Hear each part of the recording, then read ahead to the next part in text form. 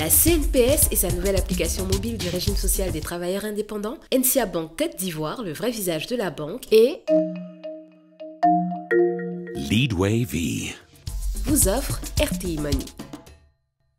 Bonsoir à tous, bienvenue dans RTI Money, votre magazine qui vous parle de banque, d'assurance, de finances et de votre couverture sociale.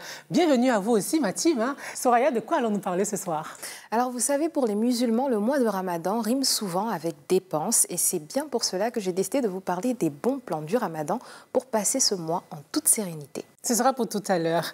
Et vous, Christelle, avec vous, on va dans l'univers de la construction. Mais plus précisément, on va découvrir ou redécouvrir un matériau. Dites-nous tout. Alors, il s'agit du bloc de terre comprimé et stabilisé, BTCS, un matériau utilisé en construction qui, en plus de ses avantages pour l'environnement, peut vous faire économiser jusqu'à 30% sur le gros œuvre. Intéressant, n'est-ce pas? Eh bien, je ne vous en dis pas plus. Rendez-vous dans quelques minutes. Et Landry, le monsieur chiffre de cette émission, a décidé de nous parler ce soir du taux de couverture en électricité. Effectivement, Justine, le taux de couverture en électricité de la Côte d'Ivoire qui s'est établi à 92% à fin décembre 2021. Et dans quelques instants, je vous donnerai tous les détails. Merci Landry. Ne manquez pas le Money Time, notre rubrique qui vous explique les notions de la banque, de l'assurance, de la finance. Ce soir, un mot de la bourse à l'honneur, la tendance boursière. Et puis en fin d'émission, je recevrai dans l'invité cash Cynthia Aïssi, directrice générale Afrique de l'Ouest de Nundi, une entreprise spécialisée dans le service de livraison partout en Côte d'Ivoire, avec qui on parlera des enjeux et des challenges de ce secteur-là. Mais avant, voici EcoChiffres.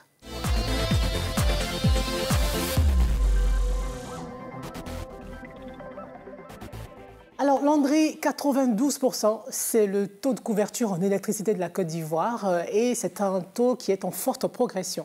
Effectivement, Justine, mais avant, il faudrait définir le taux de couverture en électricité. Entendez par là le nombre de personnes ayant accès à l'électricité sur l'ensemble du territoire ivoirien. Et en plus d'une décennie, le taux de couverture a triplé. Il est passé de 33,1% en 2011 à 92% à fin décembre 2021, soit un taux de couverture de 7575 localités. Entendez par là villages et villes qui bénéficient de l'électricité aujourd'hui en Côte d'Ivoire. Mais comment on peut expliquer ça, cette progression-là, cette évolution? Alors, Justine, cela pourrait s'expliquer dans un premier temps par l'engouement et la volonté de l'État ivoirien à couvrir l'ensemble du territoire ivoirien et jusque dans les localités les plus reculées, avec bien évidemment la mise en place de 4 programmes directeurs sur le plan de l'électricité qui ont bénéficié d'un investissement de 6 800 milliards de francs CFA sur la période 2014-2030. À côté de cela aussi, il faudrait noter le PEPT, entendez par là le programme électricité pour tous, qui a permis le branchement de 1,2 million de familles, ce qui a fait croître le nombre de foyers ayant accès à l'électricité sur l'ensemble du territoire ivoirien à plus de 3 millions. Et aujourd'hui, on compte près de 80% des zones habitées qui bénéficient de l'électricité. Voici autant d'actions qui pourraient expliquer cette évolution du taux de couverture en électricité. Quel est le positionnement de la Côte d'Ivoire dans la sous-région? Avant de donner le positionnement de la Côte d'Ivoire, Justine, il faudrait noter que le réseau énergétique de la Côte d'Ivoire est composé de 10 centrales électriques avec 39 unités de production reliées par 8000 km de lignes haute tension d'une capacité de 2269 MW. La Côte d'Ivoire est un hub dans le secteur électrique de la sous-région parce que le pays exporte jusqu'à 11% de sa production électrique aux pays de la sous-région. On pense bien évidemment au Burkina qui bénéficie de l'électricité de la Côte d'Ivoire, le Mali qui bénéficie aussi, la Sierra Leone et le Libéria pour ne citer que cela. Merci beaucoup Landry pour toutes ces informations électriques et à la semaine prochaine pour d'autres chiffres. Voici maintenant le 24 heures avec Christelle dans le domaine de la construction.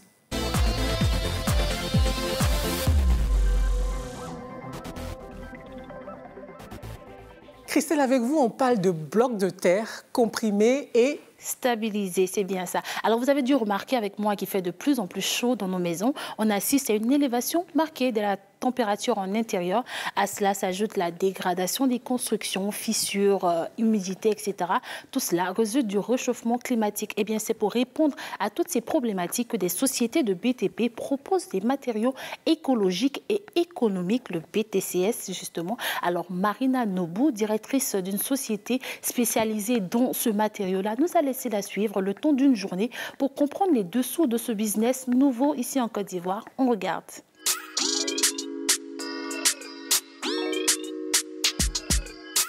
À 14 km d'Abidjan, au cœur de la lagune ébriée, l'île Boulé, Ce matin-là, Marina Nobo supervise les travaux de 4 bungalows qui s'étendent sur une superficie de 224 mètres carrés chacun, destinés à une exploitation touristique. Trouvez-moi un bloc à 23, s'il vous plaît. Ici, nous sommes pratiquement à 21. Il y a 12 ans, cette promotrice immobilière s'est lancée dans le secteur de la construction avec un matériau tout particulier, le BTCS. Traduisez, bloc de terre comprimé et stabilisé. Des briques faites à base de terre et de ciment qu'elle utilise pour construire toutes sortes d'édifices. Coût d'investissement, près de 50 millions de francs CFA, obtenu grâce à une microfinance. Une technique de construction à la fois innovante et économique. Pour les clients qui choisissent ce type de matériaux, ils économisent déjà 30% à la base. La terre est économique et le chargement de terre peut faire 40 000 francs le camion de 10 roues, tandis que le sable fait autour de 60 à 80 000 francs le camion de 10 roues. Notre marge bénéficiaire, en général sur un projet, c'est autour de 20%, entre 20 et 15%. Pour ces bungalows d'une valeur de 7 millions de francs CFA chacun, les blocs de briques sont produits directement sur le chantier grâce à cette machine alimentée au gasoil.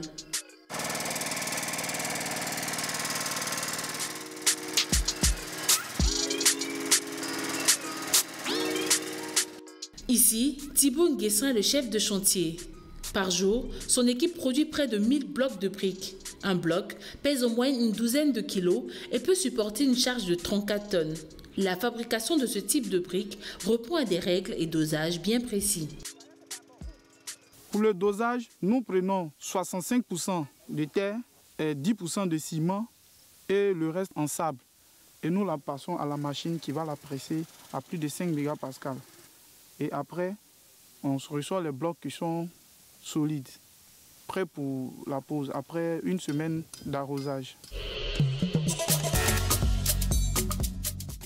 Quelques heures plus tard, à plus d'une soixantaine de kilomètres, Jacquesville. Ici, 2 villas duplex de moyen standing surplombent une superficie de 600 mètres carrés. Des villas modernes comme celles qu'on trouve dans les quartiers huppés d'Abidjan. Pour chacune de ces maisons, 17 000 blocs de terre comprimés et stabilisés ont été mobilisés. Ce jour-là, Marina est sur place pour s'assurer que les travaux de finition de ces villas se font comme prévu. Et pour cette vérification, tout est passé au peigne fin pour un rendu plus que parfait. Quand il faut par exemple le béton, il faut veiller à ce que le béton ne coule pas sur le BTC. Parce qu'après ça devient judicieux, il faut encore gratter et tout. Ça fait des pertes de temps. Chacune de ces villas sera vendue à environ 70 millions de francs CFA. Des constructions en BTCS de plus en plus demandées qui lui permettent de faire un chiffre d'affaires de plus de 300 millions de francs CFA dans ce secteur qui est en pleine croissance. Au-delà du volet économique, la force de ce secteur réside aussi dans les nombreux avantages de ces constructions.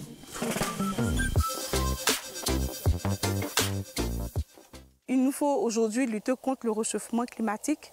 Et donc, ces matériaux-là nous permettent justement d'entretenir notre environnement. Le deuxième avantage, c'est le côté économique. Étant donné que le montage se fait de manière autobloquante, nous économisons en termes de ciment, du gravier, du sable. Nous avons aussi les sons qui sont isolés.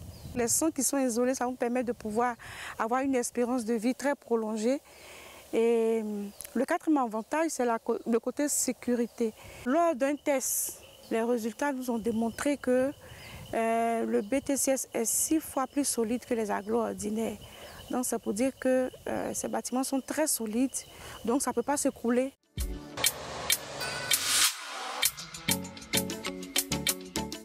De retour dans les locaux de son entreprise, Marina a un important rendez-vous avec Raymond Hadji, pasteur d'une église. Au menu de la séance du jour, la présentation d'un projet de construction d'un lieu de culte. Qu'est-ce qu'il faut pour un lieu de culte? Voilà, c'est le lieu de culte, 642 mètres carrés. Vous avez autour de 52 millions d'investissements. Le BTCS, une option efficace pour le pasteur, car cela lui permettra de réaliser d'énormes économies. J'ai décidé de construire notre temple en bloc de terre comprimé et stabilisé, parce qu'à l'intérieur, il ne fait pas chaud. Et puis, bon, c'est économique. Tu as une église, quand il fait très chaud, il faut des climatiseurs, et les factures grimpent. Elle adapte la construction en fonction de notre budget. Si nous avons 15 millions, on construit notre temple. Si nous avons 50 millions, on construit notre temple en fonction de ce que nous voulons. C'est vrai qu'au départ, il y avait ce blocage au niveau de la mentalité, parce que c'est de croire que quand on construit en terre, on n'est pas assez aisé. De plus en plus, les clients sont en train de comprendre qu'il faut revenir à la solution d'avant. Aujourd'hui, il y a même le zoo d'Abidjan qui a été repris en BTCS. Ce sont des exemples comme ça qui nous font dire que ces produits-là, voilà, sont promoteurs. C'est vraiment l'avenir.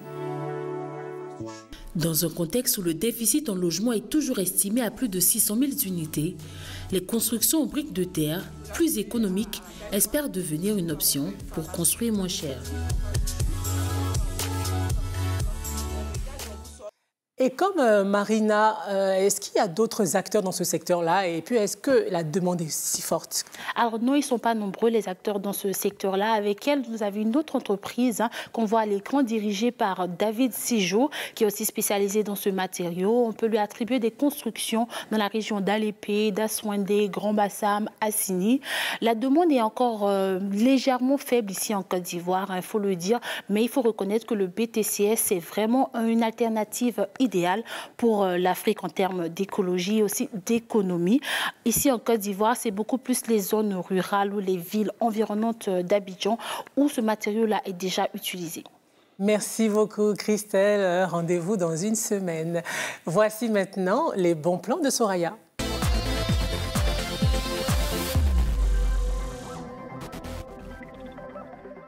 Soraya, ce soir, vous nous donnez des bons plans pour le mois du Ramadan. Eh bien oui, vous savez, la majorité des gens n'ont pas vraiment envie de se bousculer dans les supermarchés pour faire leurs provisions pendant ce mois.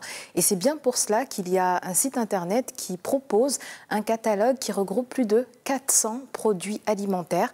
Des produits comme de l'huile, du riz, du sucre, des pâtes, des produits de première nécessité sur lesquels sont appliquées des réductions qui peuvent aller jusqu'à 60%.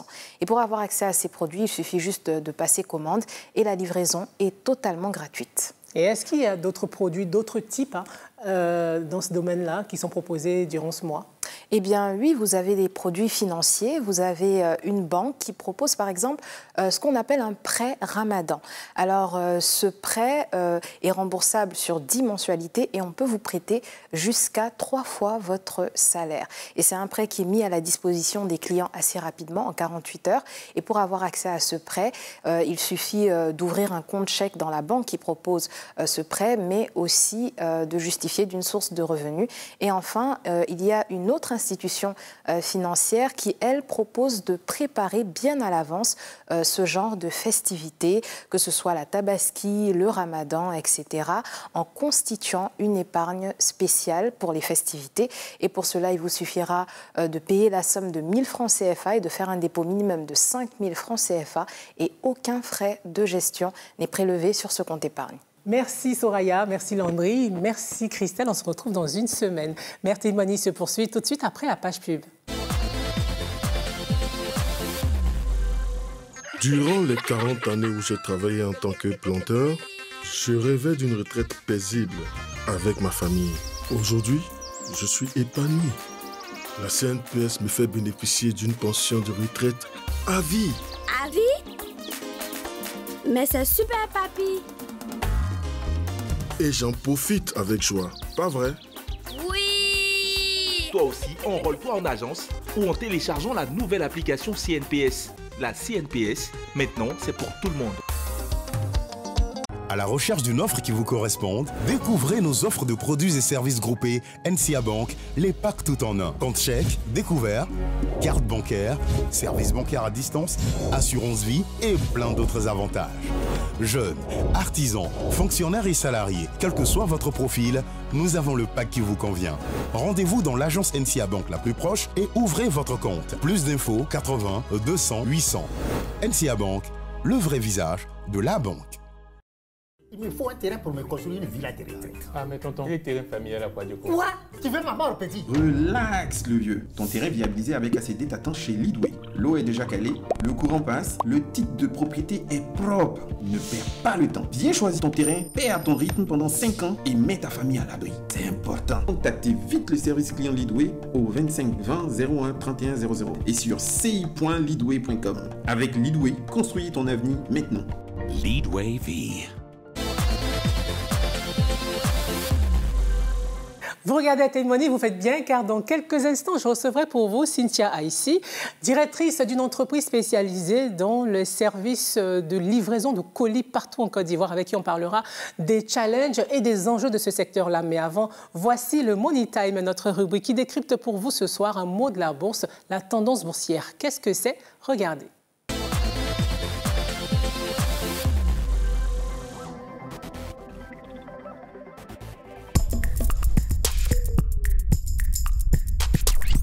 À la bourse, c'est la loi de l'offre et de la demande. C'est le duo offre d'achat, offre de vente qui rythme les marchés boursiers et donne ce qu'on appelle la tendance du marché. Sur les marchés financiers, l'expression tendance est utilisée pour rendre compte de l'évolution générale d'un phénomène. À la bourse, la tendance est un outil de l'analyse technique. Elle sert à déterminer la progression globale d'une action, d'une obligation, d'un indice ou de tout le marché boursier, et ce sur une période donnée. Pour faire simple, lorsqu'une action est cotée, elle a un prix d'émission qui va évoluer au fur et à mesure qu'elle est achetée ou vendue. L'évolution journalière, hebdomadaire, mensuelle, voire annuelle du cours de cette action est sa tendance. Il existe 3 principales tendances, la tendance haussière, baissière et horizontale. Généralement, les sites de bourse et de trading fournissent pour chaque valeur cotée des graphiques, des courbes sinueuses ou en dents de scie qui traduisent les mouvements des cours. Ce sont ces graphiques qui permettent de détecter la tendance. La méthode la plus célèbre est le tracé d'une ligne pour relier les plus hauts points du graphique quand il s'agit d'une tendance haussière et les plus bas points quand il s'agit d'une tendance baissière. Mais de façon générale, le graphique d'une tendance à la hausse pointe vers le haut, celui d'une tendance baissière pointe vers le bas et la tendance horizontale est une ligne plutôt droite. La tendance haussière est marquée par une augmentation globale des cours pendant un certain temps. L'action Palm Côte d'Ivoire, qui est cotée à la bourse régionale des valeurs mobilières BRVM par exemple, était dans une tendance haussière du 31 août au 27 octobre 2021. Son cours est passé de 5 290 à 6 000 francs CFA, puis à 6 950 francs CFA. Ce type de tendance est à l'avantage des vendeurs car ils pourront vendre les actions à un prix assez élevé. La tendance baissière est à l'inverse marquée par une baisse globale des cours. L'action de la filiale malienne de Bank of Africa, également cotée à la BRVM, était dans une dynamique baissière du 12 au 20 octobre 2021. Le cours de cette action a chuté de 1870 à 1665 francs CFA pour s'établir à 1420 francs CFA. Les investisseurs utilisent les tendances baissières pour acheter à bas prix en espérant revendre plus cher. La tendance est un élément essentiel de l'investissement boursier. Un célèbre adage dans le milieu du trading stipule que la tendance est l'ami de l'investisseur. La plupart des conseillers financiers recommandent d'ailleurs d'investir en suivant la tendance, c'est-à-dire acheter quand c'est bas et vendre quand c'est haut. Cependant, les tendances ne sont en général pas très solides. Elles peuvent s'inverser à tout moment. La tendance est certes une amie, mais il faut la suivre avec beaucoup de précautions.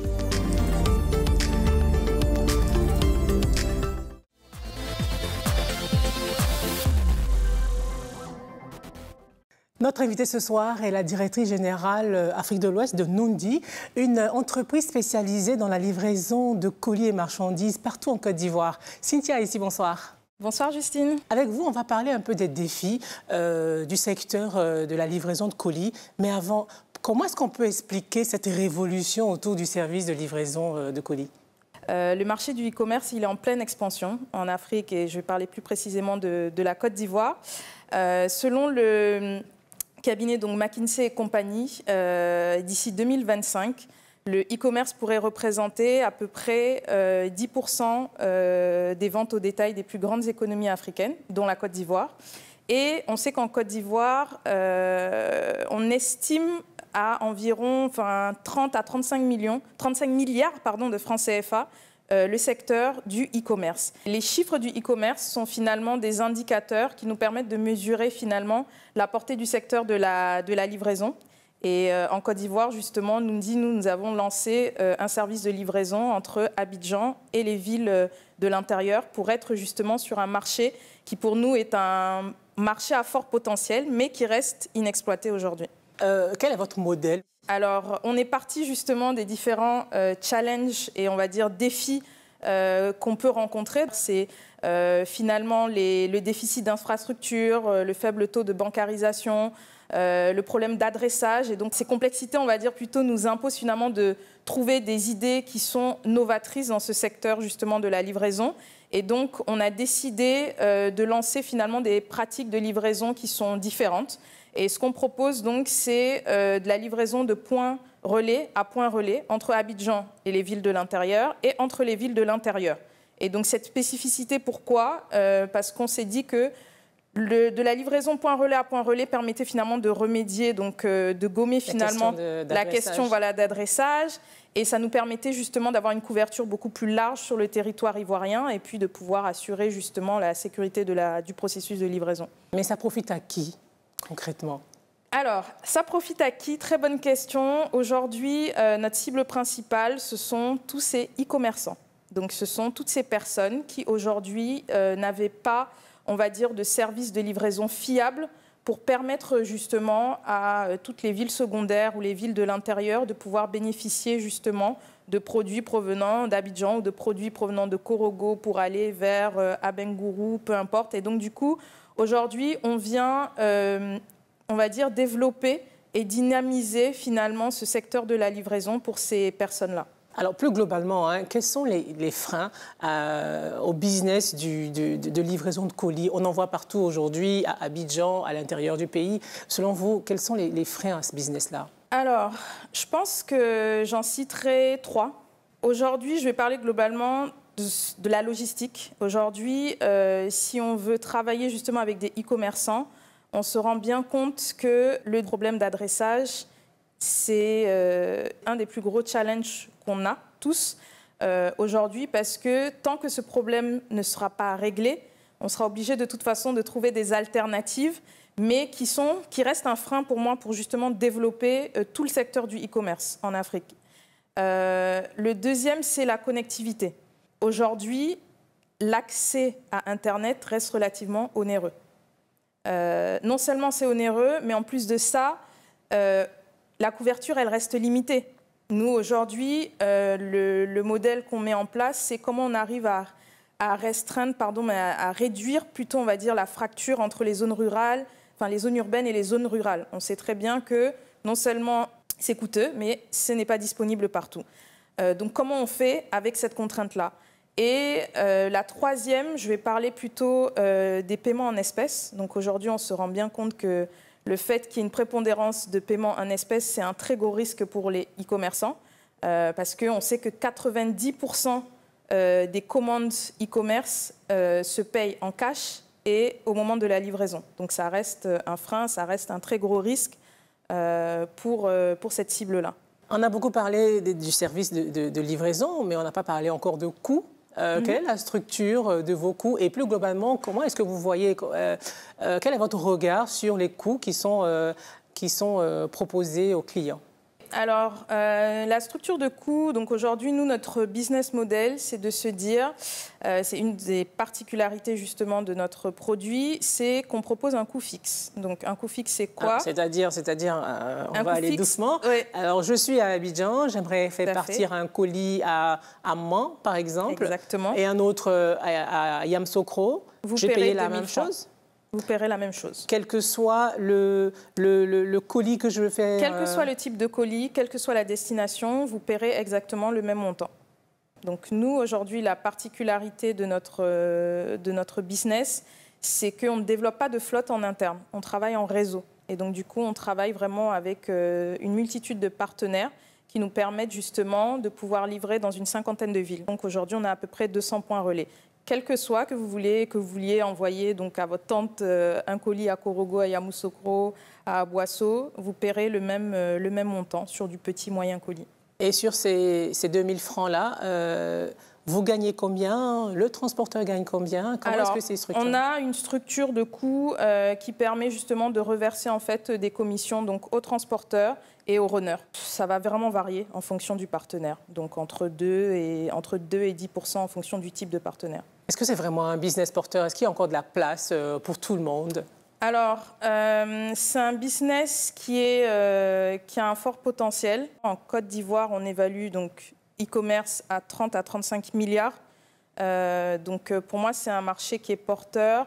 Du coup, pour nous, c'est une façon justement de pouvoir dynamiser et de couvrir ce besoin-là qui est inexploité aujourd'hui. La majorité des services de livraison se concentrent sur Abidjan, donc se concentrent sur de la livraison urbaine, se concentrent sur de la livraison régionale ou sur de la livraison internationale. Et donc nous, on est vraiment, pour moi, sur un marché de niche qui est porteur. C'est quoi l'avenir d'un tel business? L'ambition, c'est, on a lancé en Côte d'Ivoire, on va se donner les moyens que tout fonctionne au mieux. Et ensuite, l'idée, c'est de pouvoir étendre dans d'autres pays de la sous-région dans 4-5 ans. Cynthia ici, merci d'avoir répondu aux questions d'RTI Mali. Merci Justine. RTI Mali, c'est terminé. Merci de nous avoir suivis. Rendez-vous dans une semaine pour une nouvelle édition de votre magazine sur la banque, les assurances et les finances. Bonsoir. La CNPS et sa nouvelle application mobile du régime social des travailleurs indépendants, NCA Bank Côte d'Ivoire, le vrai visage de la banque, et Leadway V vous ont offert RTI Mali.